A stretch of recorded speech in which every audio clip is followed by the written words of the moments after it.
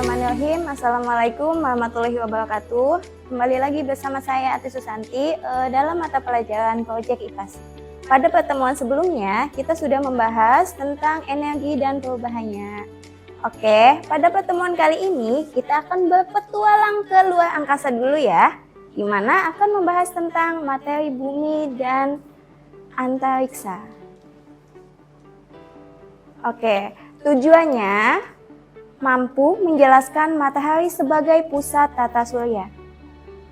Kemudian bisa mengklasifikasikan planet dan asteroid, serta mampu membandingkan meteor dan juga komet. Oke, selanjutnya. Oke, tahukah kalian apa yang termasuk sistem tata surya? Oke, baiklah.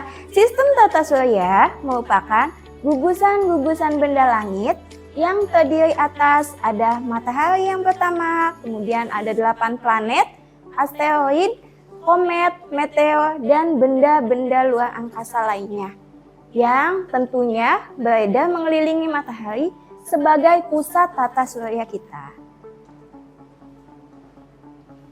Oke, selanjutnya kita akan membahas matahari dulu ya.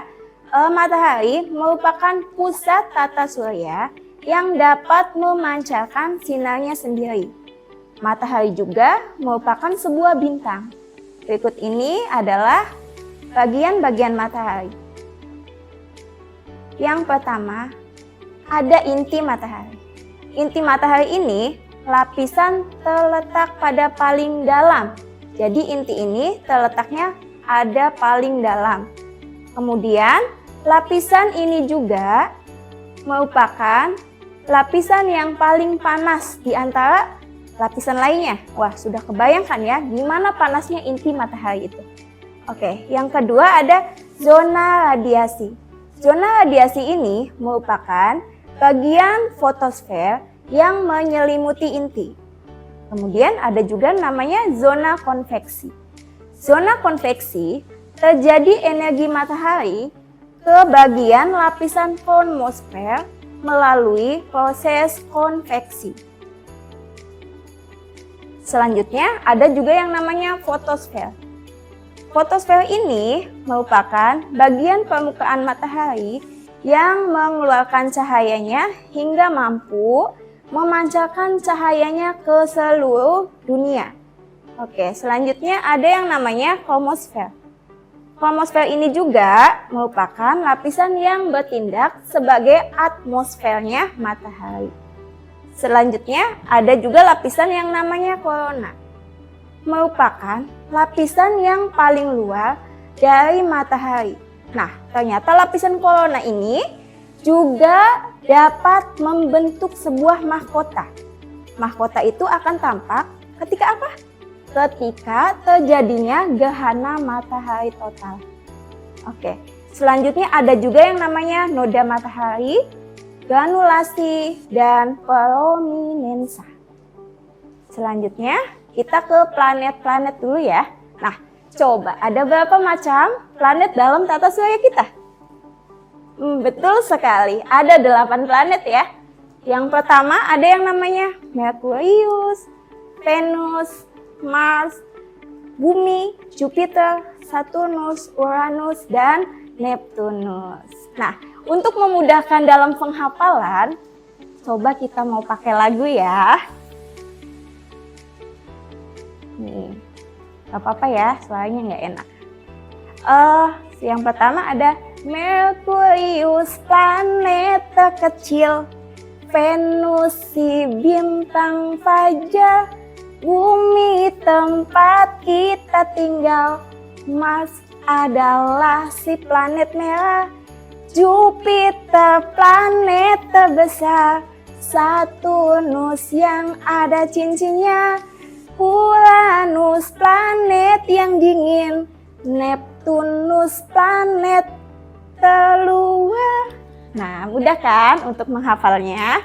Oke, selanjutnya kita memasuki ke asteroid. Asteroid ini biasanya disebut juga sebagai planet minor atau planetoid. Yang merupakan benda langit bentuknya tak teratur, tersusun dari kumpalan debu, dan es. Penampakan asteroid juga biasanya berbentuk ada yang bulat, ada yang lonjong, dan permukaannya sangat kasar dan juga tajam. Kemudian asteroid juga dibagi 4 kelompok. Yang pertama ada asteroid jenis karbon, asteroid jenis Seleucus, kemudian ada asteroid jenis metalik, ada asteroid jenis pestoid. Nah, selanjutnya ada beberapa contoh dari asteroid itu. Yang pertama ada yang namanya asteroid Ceres ya. Kemudian ada juga Pallas, Vesta, Hygiea, Interamania, dan juga Batistina. Oke. Selanjutnya ada juga meteor di sini ya. Pada saat meteor memasuki atmosfer, bumi akan terjadi gesekan yang luar biasa dengan udara sehingga meteor akan terbakar dan lenyap menjadi debu.